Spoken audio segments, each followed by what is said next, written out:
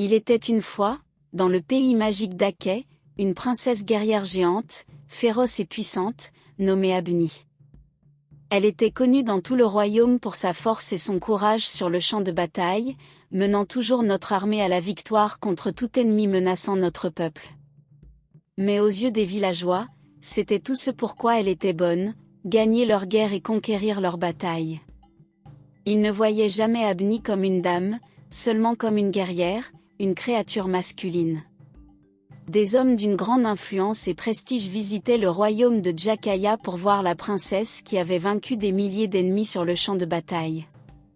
Mais une fois qu'ils posaient les yeux sur Abni, ils effaçaient tous leurs sentiments ou perspectives romantiques envers elle.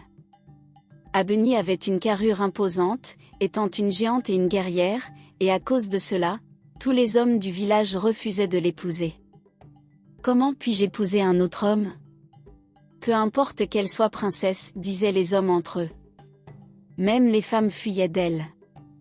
La structure magnifique d'Abni les terrifiait. Elle portait une armure faite du meilleur acier, une épée à son côté qui ne lui avait jamais fait défaut au combat. Elle était une force redoutable, crainte par tous ceux qui se dressaient sur son chemin. Malgré les perceptions des villageois à son égard, Abni restait ferme dans son désir d'amour et de compagnie. Elle aspirait à trouver quelqu'un qui la verrait pour ce qu'elle était réellement, au-delà de ses rôles de guerrière et de princesse. Elle savait qu'il y avait plus en elle que sa seule force et ses compétences au combat. Elle désirait aimer et être aimée. Princesse Abni, étant l'unique enfant du roi et de la reine d'Akeh, avait été formée par son père aux arts de la guerre, à la défense et à la force. Le roi Ado aimait tellement sa femme qu'il ne pouvait pas supporter de lui causer de la peine en prenant une autre épouse, comme son conseil de chef lui suggérait depuis des années. Comme il ne pouvait pas produire d'héritier mâle pour le trône, sa fille unique Abni était tout ce qu'il avait. C'était pourquoi le roi Ado n'avait rien laissé au hasard pour s'assurer que la princesse Abni pouvait faire ce qu'un homme pouvait faire, et même mieux. Mais en grandissant, tout le monde fut choqué de voir à quel point elle était grande, robuste et forte. Pendant que tout le village avait peur d'elle à cause de sa taille, seul son père la voyait comme une grande bénédiction pour le royaume. La reine voyait la taille imposante de la princesse Abni comme une malédiction ou une maladie. Elle avait cherché les services de nombreux guérisseurs, prêtres et herbalistes, mais elle ne pouvait tout simplement pas accepter que la carrure géante de sa fille soit normale. Le roi avait essayé de la convaincre en vain. Chaque fois qu'elle entendait parler d'un nouveau guérisseur ou d'un faiseur de miracles, la reine se précipitait pour présenter la taille géante de sa fille devant eux. Mais le roi avait une vision différente de sa fille. Il pensait qu'elle avait été envoyée par les dieux pour régner après lui. Mais ce ne serait pas un voyage facile, car aucune femme n'avait jamais été autorisée à être la tête et la dirigeante du royaume d'Akeh. Un jour, un mot arriva au royaume annonçant une armée approchant du pays voisin de Kanra. Leur chef était un seigneur de guerre impitoyable qui cherchait à conquérir Akeh et à asservir son peuple. Le roi fit appel à la princesse Abni pour mener la défense contre cette nouvelle menace, sachant qu'elle était la seule à pouvoir tenir tête à un ennemi si redoutable. La princesse Abni rassembla ses troupes et partit à la rencontre de l'ennemi sur le champ de bataille. Le choc du métal contre le métal résonnait dans l'air tandis que les deux armées s'affrontaient. Mais Abni combattait avec une compétence et une férocité inégalées, abattant tout soldat osant la défier. Alors que le soleil commençait à se coucher, la bataille faisait encore rage, mais il était clair que la princesse Abni et ses guerriers prenaient le dessus. Avec un cri de guerre puissant, elle chargea en avant, menant son armée dans une attaque décisive qui brisa les lignes ennemies et les fit fuir en déroute. Le peuple d'Akeh acclama lorsqu'Abni et ses guerriers revinrent victorieux. Le seigneur de guerre de Kanra était défait et ses armées dispersées. Le roi organisa un grand festin en son honneur, louant son courage et son habileté au combat. La princesse Abni s'assit à côté de sa mère qui ne cessait de faire des grimaces de dégoût à son égard. Abni remarqua plusieurs fois les regards désapprobateurs de sa mère et finit par dire « Mère, si tu as quelque chose à me dire, alors dis-le. » La reine Shah ne perdit pas de temps avant de vider son esprit. Quel homme prendrait une seigneur de guerre pour femme? Tu devrais apprendre à tresser des paniers et à crocheter des vêtements pour ton bébé, pas gagner des batailles et prendre des rôles réservés aux hommes. Une larme coula des yeux de la princesse Abni après avoir entendu les paroles cruelles de sa mère, et elle quitta le rassemblement pour rejoindre sa chambre. La princesse Abni s'assit dans sa chambre, les paroles de sa mère résonnant dans son esprit. Elle avait toujours su qu'elle était différente des autres filles du royaume, mais elle n'avait jamais réalisé à quel point sa mère désapprouvait ses manières de garçon manqué. Elle essuya les larmes de ses yeux et prit une profonde inspiration, se préparant contre les pensées qui continuaient de résonner dans sa tête. Assise là, perdue dans ses pensées, les souvenirs de son enfance lui revenaient en mémoire.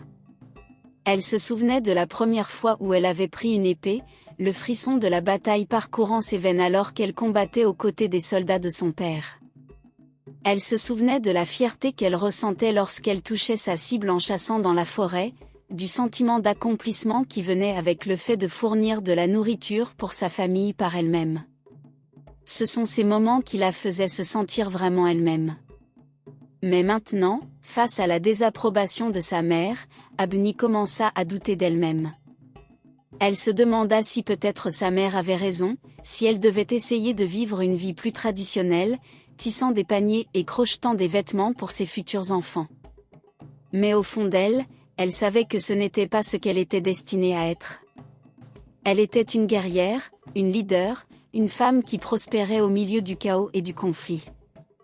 Alors qu'elle réfléchissait à sa prochaine action, on frappa à sa porte. Elle l'ouvrit pour trouver son père, l'inquiétude marquée sur son visage. « Abni, ma fille, dit-il doucement. J'ai entendu ce que ta mère a dit. Ne laisse pas ces mots te troubler. Tu es une femme forte et capable, et je suis fière de t'appeler ma fille. » Abni ressentit une vague de gratitude envers son père.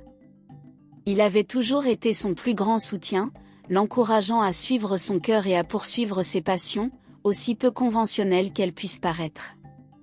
Elle savait qu'elle pouvait toujours compter sur lui, quelles que soient les épreuves qu'elle pourrait affronter.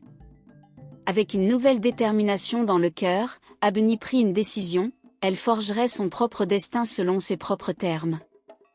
Le lendemain, Abni revêtit son armure et monta à cheval, se rendant au terrain d'entraînement où s'entraînaient les soldats de son père. Elle se joignit à la pratique, son épée brillant au soleil alors qu'elle combattait avec habileté et agilité.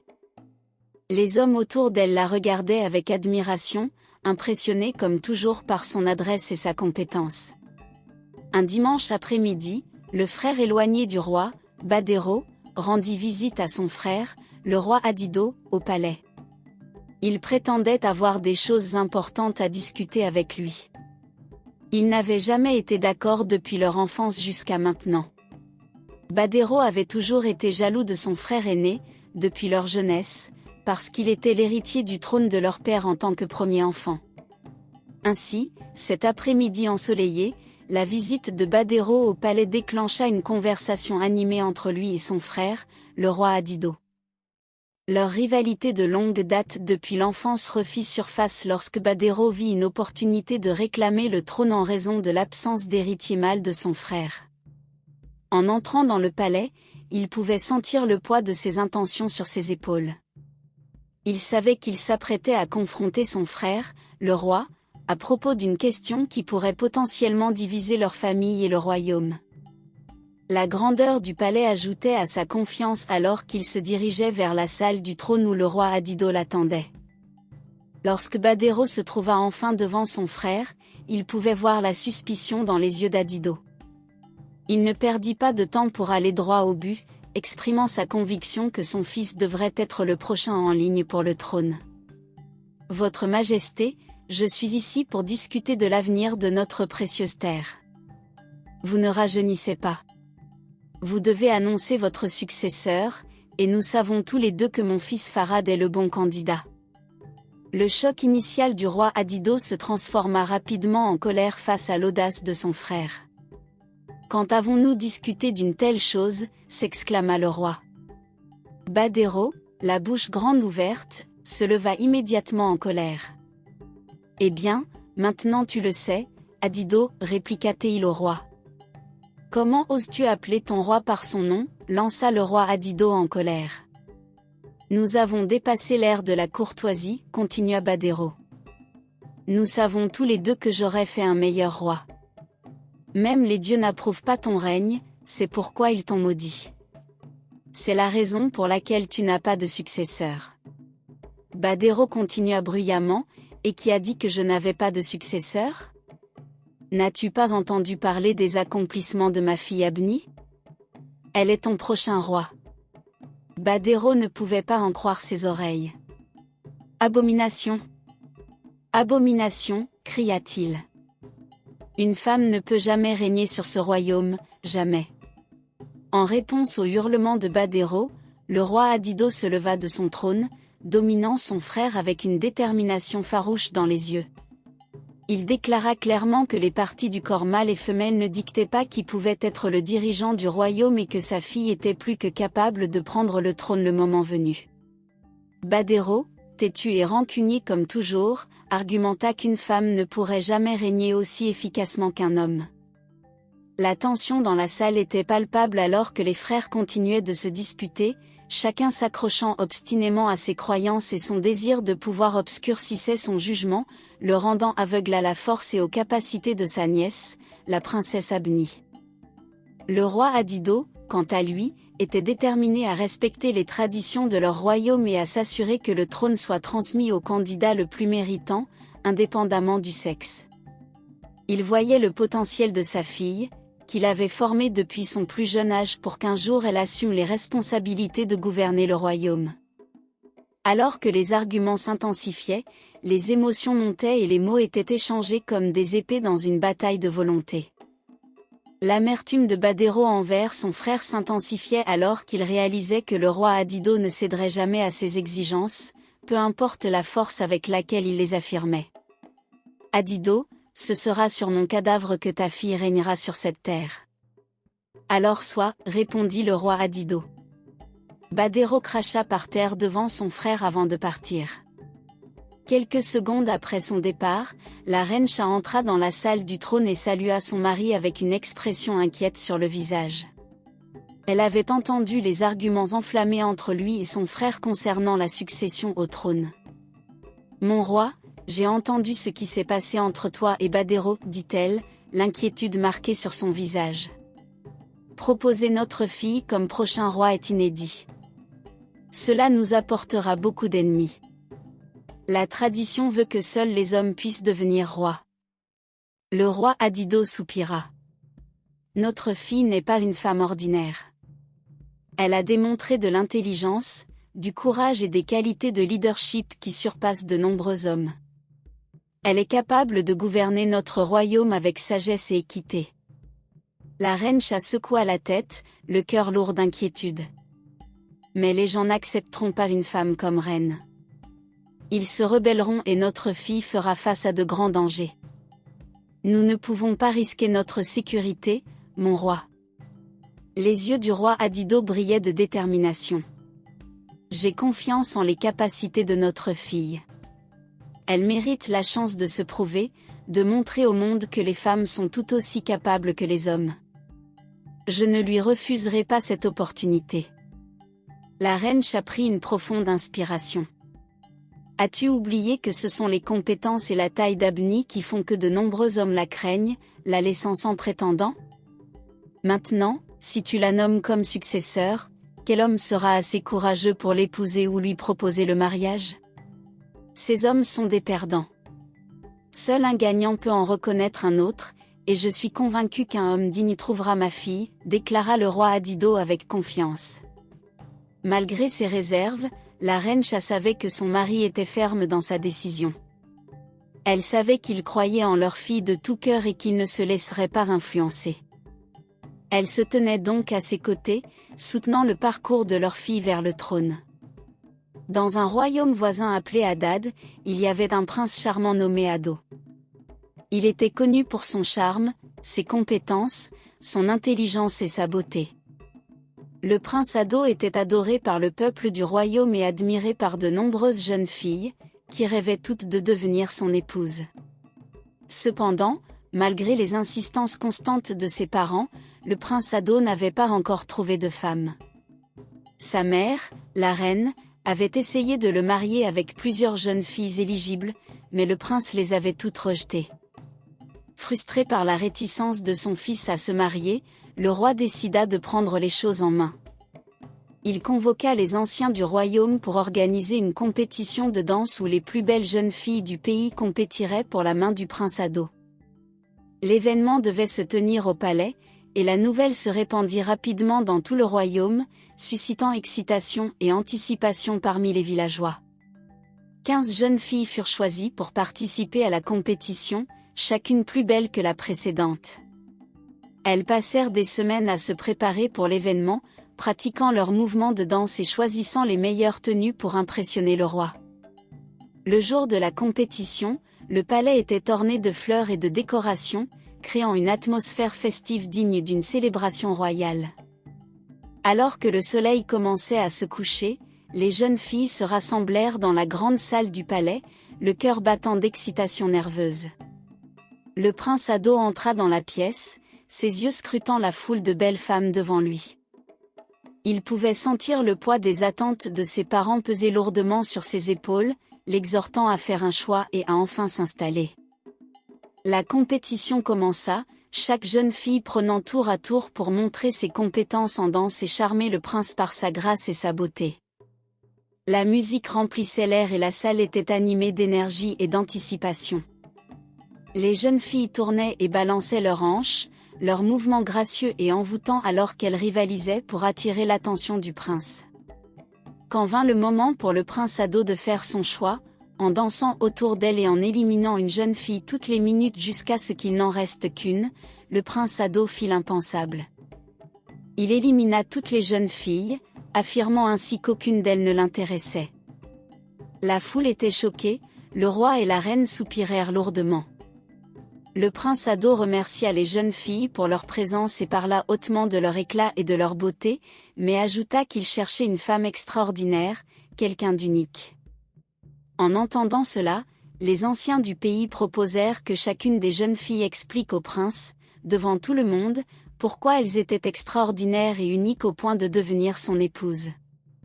Beaucoup d'entre elles déclarèrent qu'elles lui donneraient de nombreux enfants, certaines affirmèrent que leurs compétences culinaires étaient inégalées, d'autres encore qu'elles pouvaient tisser les meilleurs paniers et sculpter les meilleurs ustensiles de cuisine.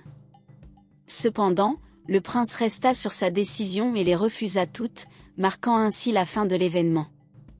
Le roi et la reine étaient en colère contre leur fils et ne lui adressèrent pas la parole pendant des semaines.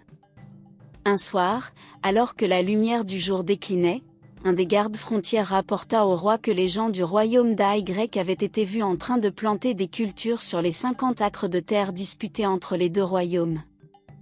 La tension entre les royaumes de Hadad et d'Ay bouillait depuis des années, ces 50 acres de terre servant de champ de bataille symbolique pour leur rivalité. L'incapacité à résoudre la propriété de la terre n'avait fait qu'attiser l'animosité entre les deux royaumes. Et maintenant, la situation avait atteint un point critique lorsque le guerrier de Hadad rapporta au roi que les habitants d'Aké avaient été vus en train de planter des cultures sur les terres disputées. C'était un défi direct à l'autorité du roi de Hadad. La colère du roi était palpable, son orgueil blessé par l'acte audacieux du royaume voisin. Déterminé à affirmer la revendication de son royaume sur les terres, il convoqua immédiatement son fils, le prince Ado, pour délivrer un message au roi d'Ay. Le prince Ado ne perdit pas de temps pour se rendre à Ay avec une petite escorte de garde. Le voyage fut ardu, mais il fut motivé par son sens du devoir envers son père et son royaume. À leur arrivée au royaume d'Aké, ils furent accueillis par la princesse Abni, qui représentait son père, le roi. La tension dans l'air était palpable alors que le prince Ado transmettait le message de son père à la princesse Abni. La réponse de la princesse Abni fut rapide et défiante. Elle affirma que les 50 acres de terre appartenaient à Aké et avertit que toute tentative d'interférer avec leurs activités sur ces terres conduirait à une guerre entre les deux royaumes. La menace de guerre pesait lourdement dans l'air, un nuage sombre projetant une ombre sur une situation déjà tendue. Alors que la colère du prince Ado montait, il lutta pour maintenir son calme face à la défiance de la princesse Abuni. Assis là, le soleil se couchant derrière eux, Ado soupira lourdement. Il savait que la guerre n'était pas la solution, mais trouver une solution qui satisferait les deux royaumes semblait impossible.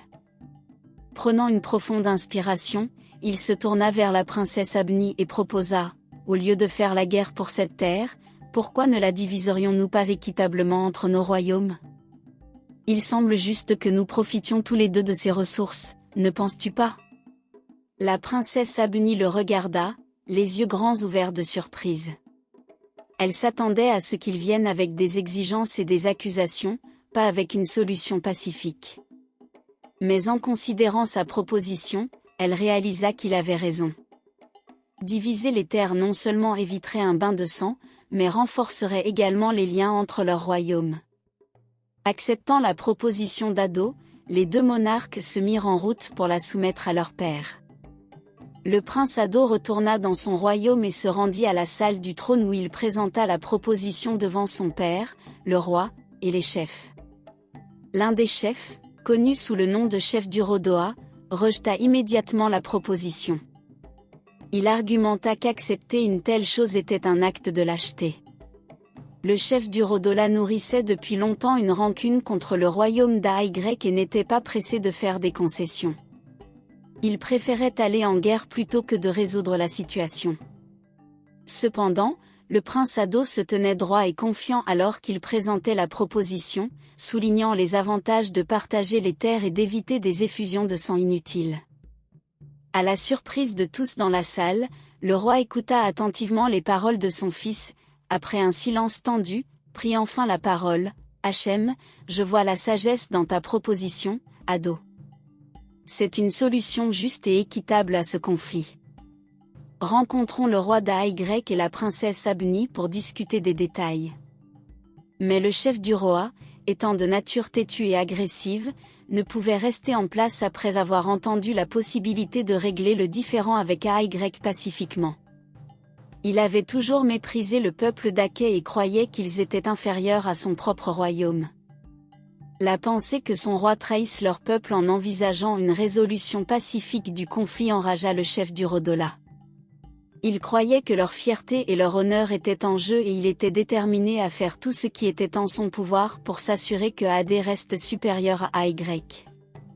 Le chef du Roa savait que la seule façon de maintenir leur domination sur Aké était d'escalader davantage l'inimitié entre les deux terres. Il décida de prendre les choses en main et ordonna à ses hommes d'empêcher par la force les fermiers d'Ay de planter sur les terres disputées. Il voulait montrer au peuple d'Ay qu'ils ne devaient pas être pris à la légère et que leur royaume ne reculerait pas sans se battre. L'attaque contre les fermiers d'Aké provoqua de nombreuses blessures et une grande colère de la part du roi Adido lorsqu'il apprit ce qui était arrivé à son peuple. Il ne pouvait pas croire que le roi de Adé pouvait être si insensible au point de blesser ses fermiers sans défense. Le roi Adido ordonna immédiatement à la princesse Abuni de se préparer à la guerre contre le royaume de Adé. Lorsque la princesse Abuni entendit parler de l'attaque contre son peuple, elle fut consumée par la colère. Elle ne pouvait pas supporter de voir son peuple souffrir aux mains de leurs ennemis. Elle savait qu'elle devait agir rapidement et de manière décisive pour protéger l'honneur et la sécurité de son royaume. Sans hésitation, la princesse Abuni rassembla une armée et se mit en route vers le royaume ennemi. Elle était déterminée à donner une leçon au peuple d'Adé qu'il n'oublierait jamais. Alors qu'elle marchait vers la frontière du royaume ennemi, avec son armée juste devant elle, se tenait le prince Ado, agitant un morceau de tissu blanc, symbole de paix. La princesse Abuni fut surprise de le voir agiter ce tissu blanc. « Donne-moi juste 5 minutes de ton temps, princesse Abuni », cria le prince Ado en agitant toujours le symbole de paix. Abuni demanda à son armée de s'arrêter pendant qu'elle avançait pour parler au prince. Elle lui demanda pourquoi il les avait arrêtés après la trahison de son royaume.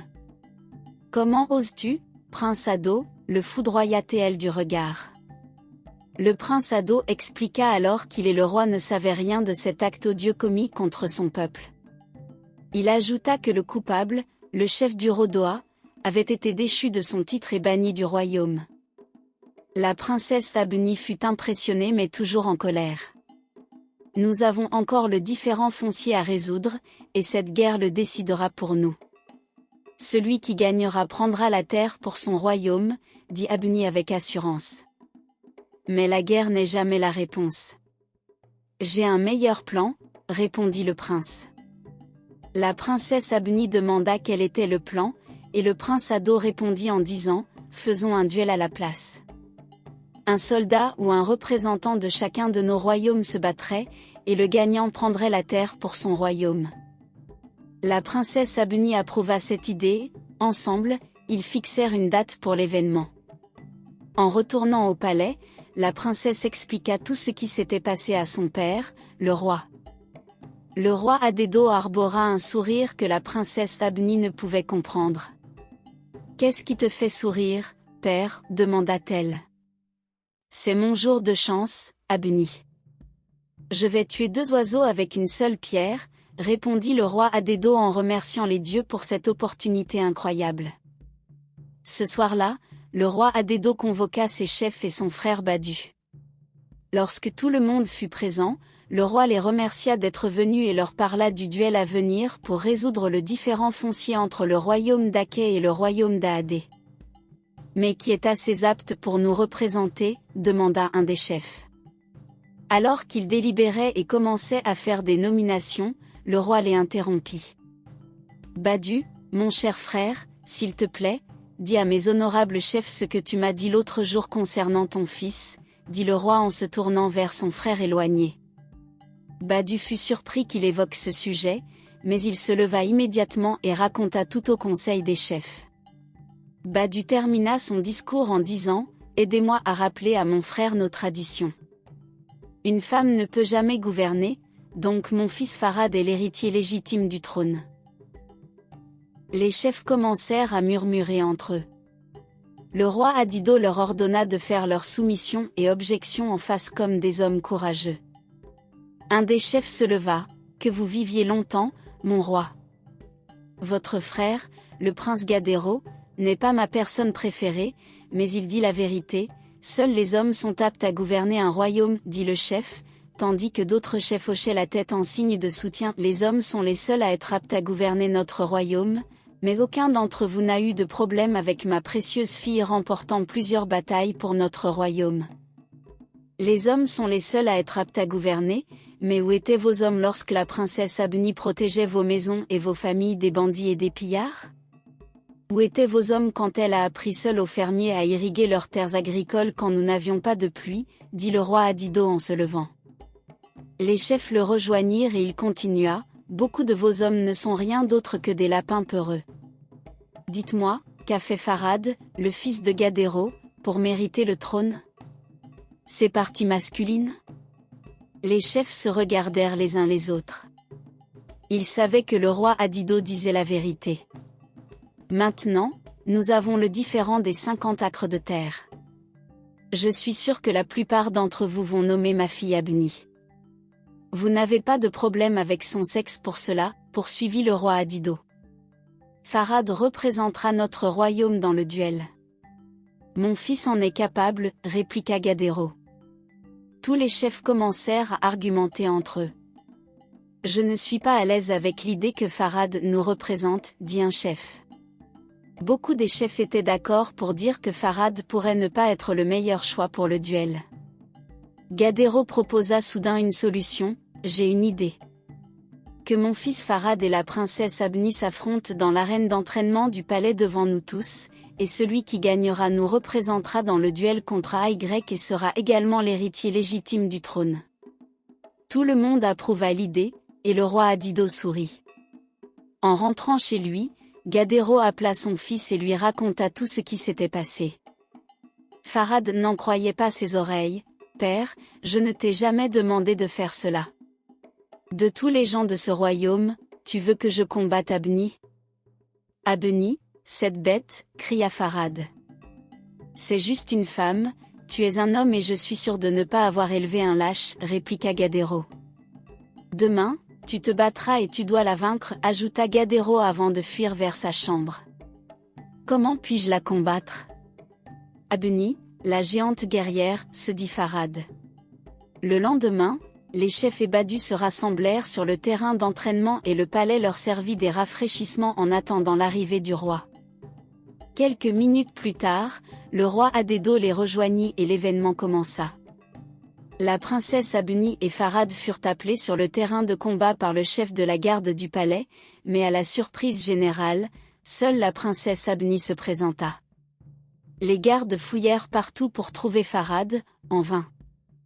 Nous sommes venus au palais ensemble, comment pouvez-vous ne pas le trouver, hurla Badu à l'un des gardes. Ils fouillèrent tout le village, mais Farhad restait introuvable. Vers le soir, les chefs déclarèrent la princesse Abni vainqueur du duel par défaut. Badu était couvert de honte, sachant que son fils s'était enfui intentionnellement. Une semaine plus tard, le jour du duel qui réglerait le différend foncier entre les deux royaumes était enfin arrivé, et l'atmosphère était électrique d'anticipation. La frontière des deux royaumes avait été méticuleusement décorée et aménagée pour que les villageois puissent assister à l'événement. Des gens de tout le pays s'étaient rassemblés pour assister à l'affrontement entre les deux puissants royaumes. Les rois des deux royaumes arrivèrent avec leurs reines et leurs chefs. La princesse Abni d'Aké et le prince Ado d'Aadé furent appelés en avant comme représentants de leurs royaumes respectifs dans le duel. Au signal de départ du duel, les deux combattants ne perdirent pas de temps pour s'engager dans le combat. Le choc des armes résonnait dans l'air alors que la princesse Abni et le prince Ado s'affrontaient de toute leur force. Le duel ressemblait à un spectacle, chaque mouvement étant calculé et précis. L'intensité du combat était palpable, chaque combattant se poussant à ses limites. À un moment, il semblait que le prince Ado prenait l'avantage avec ses frappes rapides et ses mouvements agiles, mais l'instant d'après, la princesse Abni, avec sa grande et intimidante stature, renversait la situation en sa faveur. Les spectateurs regardaient avec stupéfaction les deux guerriers se battre, leurs mouvements étant un flou de vitesse et de précision. La foule était sur le bord de leur siège à chaque coup d'épée et chaque parade, suscitant des acclamations et des exclamations. À un moment crucial du duel, le prince Ado eut l'opportunité parfaite de sortir victorieux, mais il se laissa distraire en admirant la bravoure et la grâce de la princesse Abni. Celle-ci profita de cette distraction pour prendre le dessus, immobilisant le prince Ado au sol pendant plusieurs minutes, sécurisant ainsi sa victoire dans le duel. La victoire de la princesse Abni fut accueillie par des applaudissements tonitruants de la foule, qui reconnaissait son habileté et sa détermination au combat. Elle avait une fois de plus prouvé qu'elle était une représentante digne de son royaume et était sortie victorieuse face à l'adversité. Lorsque la poussière retomba et que le duel prit fin, le roi d'Aadé et le roi Adédo approchèrent les combattants avec des expressions de respect et d'admiration. Ils félicitèrent la princesse Abni pour sa victoire et louèrent le prince Ado pour ses efforts vaillants dans le duel. Le différend foncier entre les deux royaumes fut finalement réglé, un sentiment d'unité et de réconciliation prévalant sur l'ancienne rivalité amère. Le duel avait servi à rapprocher les deux royaumes à travers une démonstration de force et d'honneur. Depuis lors, la princesse Abni et le prince Ado devinrent de proches amis, chassant ensemble et fusionnant parfois leurs armées pour repousser les intrus dans leur royaume. Ils s'entraînaient ensemble et partageaient des repas, se rapprochant de jour en jour. Au début, la princesse Abni pensait que le prince l'appréciait simplement comme une amie, mais sans qu'elle le sache, Ado commençait à tomber amoureux d'elle. Un jour, lors de leur entraînement matinal, la princesse Abni lui posa une question. « J'ai une question à te poser, Ado. » « Et quelle est cette question ?» répondit le prince. « Lors du duel pour le différend foncier, tu t'es si bien battu, mais tout d'un coup, j'ai remarqué que tu étais perdu dans tes pensées. Qu'est-ce qui t'a distrait à un moment si crucial ?» demanda-t-elle. Le prince Ado éclata de rire. « Es-tu sûr de vouloir savoir ?» lui demanda-t-il. Elle hocha la tête en signe d'affirmation. Si tu insistes, alors laisse-moi te dire. J'ai été distrait parce que tu m'as émerveillé. Je n'avais jamais vu une femme aussi brave, audacieuse et belle que toi, répondit-il. Les yeux de la princesse Abuni s'écarquillèrent de surprise. Je ne comprends pas, dit-elle. Je vais te faire comprendre. Tu vois, pendant toute mon existence, je n'ai jamais vu une femme comme toi. La plupart des femmes que je connais s'intéressent seulement à la cuisine, au tissage, à la danse et à jouer sous la lumière de la lune. Tu es la première femme guerrière forte que j'ai jamais vue, dit le prince à haute voix, ajoutant qu'il était attiré par elle, par son ambition et sa bravoure. La princesse Abuni rétorqua que les hommes fuyaient généralement devant elle à cause de ces mêmes qualités et qu'elle n'avait jamais pensé qu'un jour, quelqu'un admirerait cela chez elle. Abuni, ils ont simplement peur de la grandeur. Tu es extraordinaire et je t'aime pour cela, dit le prince ado en prenant ses mains dans les siennes et en continuant à lui faire des compliments. Il la rapprocha et partagea un baiser. Ce jour marqua le début de leur histoire d'amour. 2 ans plus tard, ils se marièrent et eurent des jumeaux. Des décennies plus tard, les royaumes d'Aké et d'Aadé fusionnèrent en un seul, dirigés par le roi Ado et la reine Abuni. La morale de cette histoire est que nous pouvons tout avoir, seul vous pouvez vous empêcher de défier toutes les attentes. Si vous avez aimé cette histoire, vous adorerez celle d'une fille qui se vengea des harceleurs de sa sœur jumelle à l'école. N'oubliez pas de liker, partager et vous abonner. Merci d'avoir écouté et à la prochaine fois.